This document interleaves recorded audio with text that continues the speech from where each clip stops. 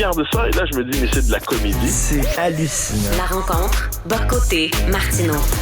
Mathieu, je pense que c'est moi qui t'ai appris hier le décès de Carl Tremblay. On s'est écrit et tu avais l'air totalement bouleversé. Tu m'as écrit certains messages et tu me dis que tu étais très, très triste. Ouais, ben en fait, on savait que ça s'en venait. Hein. C'est-à-dire, c'était pas un horizon lointain. On savait que c'était pour bientôt, très bientôt, moins bientôt, mais on savait que c'était à l'horizon. Et par ailleurs, mais je pense qu'on n'avait pas digéré la portée de ce que voudrait dire sa mort. Parce que manifestement, Carl Tremblay et les Cowboys, dont il était indissociable, eh bien, ils ont quand même été capables de faire revivre ou de poursuivre une tradition musicale qui est celle, ce que j'appelle du son québécois. Et je m'explique sur que je parle du son, parce qu'il y a plein de musique qui se fait au Québec, là, il peut y avoir tous les styles du monde se font au Québec. Mais il y a quelque chose qui remonte, je dirais, à l'Éveillé, et puis à Claude Gauthier, qui est passé par Beau Dommage, qui est passé par Richard Séguin, qui est passé par Vilain Pingouin. Il y a quelque chose qui s'appelle le son québécois. Puis moi, quand je suis à l'étranger, puis que j'ai mal à mon Québec, ce qui arrive plus souvent que je ne le dis, eh bien, j'écoute de la musique québécoise, puis les Cowboys, depuis des années, que j'ai toujours aimé passionnément, je trouve qu'il y avait chez eux une tonalité qui s'appelait la mélancolie. Tu sais, chez eux, il y a des chansons moqueuses et enthousiasmantes tout à la fois, la manifestation, il y a des chansons de colère, le gars de la compagnie, il y a des chansons, mais les plus belles sont mélancoliques, que ça soit Toune d'automne, que ce soit Mon chum Rémi, que ce soit Sur mon épaule, que ce soit L'Amérique pleure, et ils avaient trouvé une tonalité et qui s'inscrit par ailleurs dans un moment de l'histoire québécoise qui est le Québec post-référendaire, en fait. Je pense ils avaient compris, rappelle-toi leurs quelques chansons politiques, Lettre à l'évêque, en Berne, c'est le sentiment d'un Québec qui nous échappe.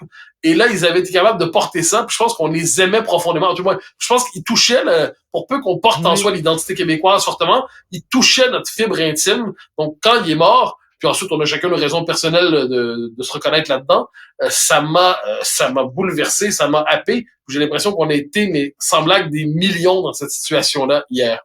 Et sais-tu, je pensais à Carl Tremblay hier, puis je me disais à quel point c'était cave et c'était con.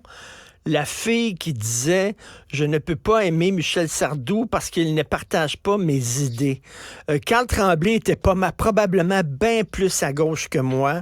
On était probablement très à des extrêmes au point de vue de l'idéologie. Il était proche. Je le sentais, au-delà de ça, j'ai pleuré hier. Même si on n'était pas de la même famille idéologique, c'était quelqu'un qui était proche de moi. C'est ce qu'on appelle une culture. À un moment donné, tu peux être de gauche, de droite, fédéraliste, souverainiste. Puis, mais il y a quelque chose qui s'appelle une culture, une expérience partagée, et une manière de raconter la vie, une sensibilité qui est née d'un contact entre une histoire, une géographie, une population, des mœurs, des habitudes, des souvenirs. Puis on écoutait ça, puis ça touchait la part. Ça touche le Québécois en nous. Je sais pas comment le dire autrement. C'est-à-dire, moi, la culture québécoise, il y a différentes manières de l'aimer. Moi, j'ai souvent cherché à me plonger, je pense qu'on en a parlé une fois, dans la littérature québécoise, sauf les grands classiques. Je connecte pas, c'est étrange, c'est mon pays. Mais la chanson québécoise, pour moi, c'est par là qu'on connecte avec la vérité intime de notre peuple. Et je note qu'à l'étranger, je le vois en France, il y a une grande popularité des Cowboys. Ça, ils étaient très populaires ici. Combien de fois des gens, pour me montrer qu'ils connaissaient le Québec, me chantaient des chansons des Cowboys fringants. C'est quand même quelque chose. Donc, ça disait quelque chose de nous qui est très profond. Puis ensuite, justement, l'idéologie. L'idéologie, oui, on a des désaccords. Ensuite, c'est parce que même, alors là, j'ajoute, par ailleurs, ils étaient souverainistes, ça me faisait pas de peine non plus. Quand dans leur spectacle, il y avait cette parole qui disait, on connaît la chanson, Toune d'automne en version 10, quand c'est Jure-moi donc, tu vas revenir à la maison pour de bon. Puis on connaît la chanson en spectacle. Jure-moi donc, t'es pas revenu fédéraliste, ma petite Chris.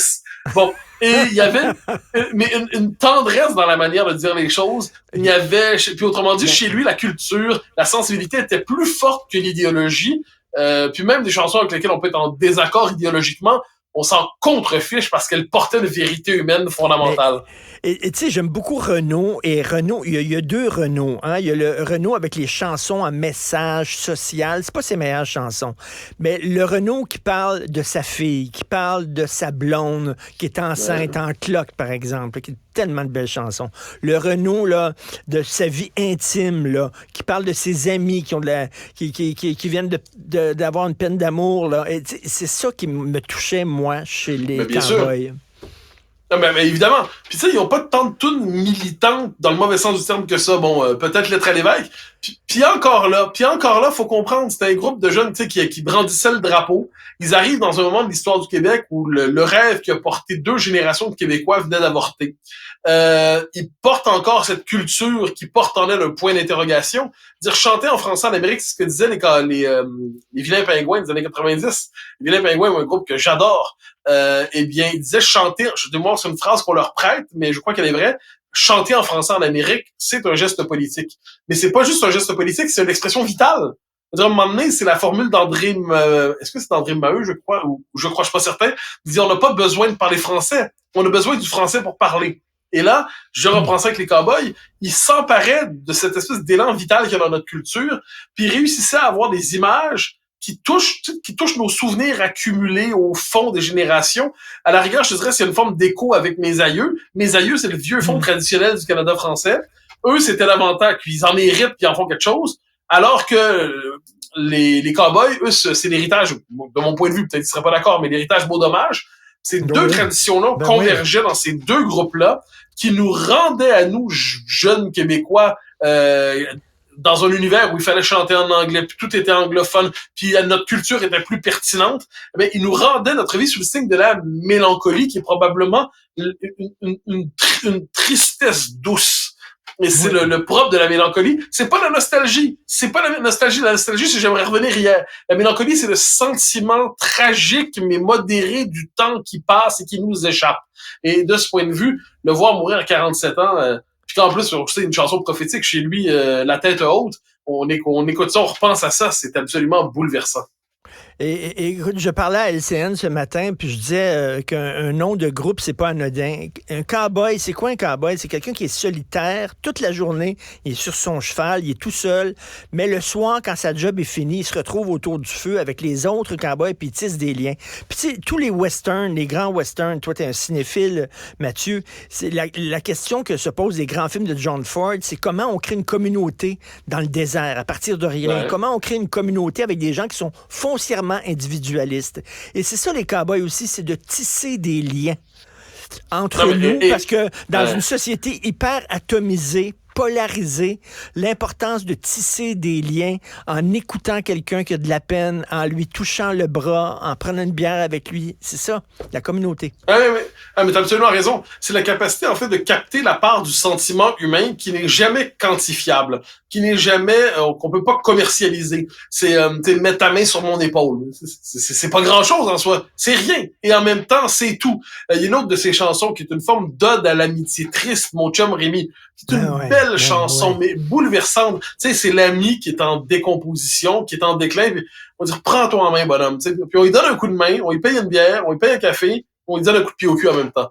Et il y a une vérité humaine dans ça.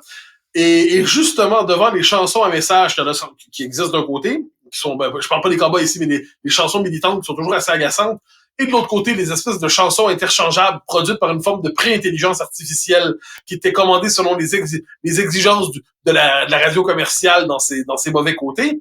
Mais là, on avait une œuvre authentiquement artistique. Puis je reviens, c'est mon point de départ. C'est un son québécois. C'est-à-dire, à un moment donné, il existe une telle chose qu'un son irlandais. Ça existe, un son irlandais. Il y a un son polonais. Il y a un son tzigane. Il y a un son italien. Il y a un son espagnol. Il y a un son québécois. Puis les Cowboys, c'était le son québécois. Pour moi, c'est comme ça que je le ressens intimement. Puis ils ont su créer à partir de ce son. C'est le drame de tous les petits peuples. Hein. On risque toujours de basculer dans le folklore. Et eux, c'était la musique qui sentait la tradition, je dirais, qui portait la tradition, mais qui ne nous y enfermait pas, qui créait à partir d'elle. C'est magnifique. Et la chanson, c'est, en terminant, j'aime pas les chansons engagées. Je trouve que ça fait souvent des mauvaises chansons. C'est souligné à gros traits, c'est lourd. Mais tu sais, quand il dit à la manifestation, il montre à quel point, tu sais, c'est l'enthousiasme de la jeunesse. C'est des jeunes qui sont ensemble, nous contre eux. Ils veulent changer le monde. Puis là, à un moment donné, ils passent la journée à gueuler contre le capitalisme, mais ils se retrouvent dans un McDo à la fin là, pour se protéger de la pluie. Puis tu sais, c'est touchant. Là.